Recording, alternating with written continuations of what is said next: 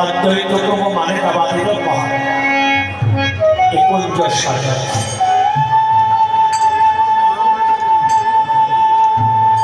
একুঞ্জের সাথে দায়িত্ব অদ্বৈততমর হাতেই ছিল।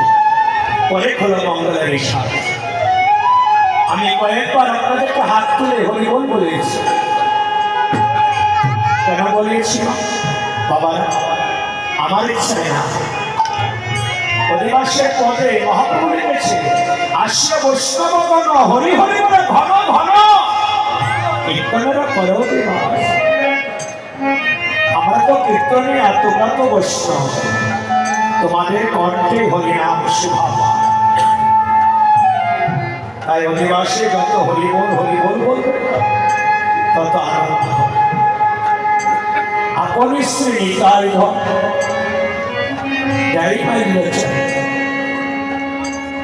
নিতাই ভক্তদের ললাটে চন্দন কণ্ঠে মালা দিয়ে বলেছিলেন, হে বৈষ্ণব কৃপা করে যখন এসেছ এই ৬৪ প্রহর হরিনাম অষ্টপ্রহর লীলা মহোৎসব তোমরা সবাই নিজ গুণে কৃপা করে সমাপ্ত করো।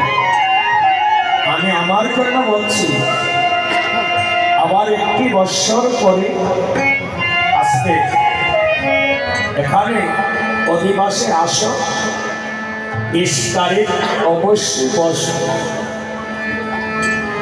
কিন্তু সেদিন এখানে আমরা কয়জন থাকবো কে থাকবো না তা বলতে পারি।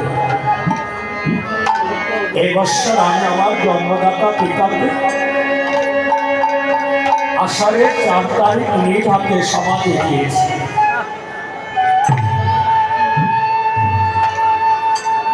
আমার বাবার জন্য প্রার্থনা করি, রাধা মাধব যেন তাকে ওনার চরণে স্থান। এত বড় আসন আমি যখন মাধবদীশ নরসের দিকে দাঁড়াই, আমার মনে হয়েছিল আমার মতো ভাগ্যবান আর কেউ নেই। কত জন্মের সাধন ভজনের কারণে এত ভক্তের সঙ্গ পাওয়া যায়।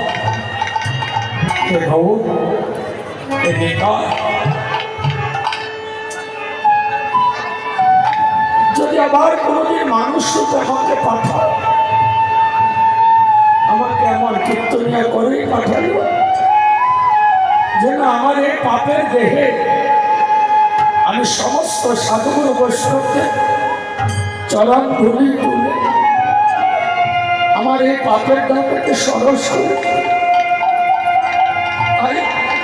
তোমাদের চরণ ধরে আমি আমার মাথায় তুলে নিচ্ছি।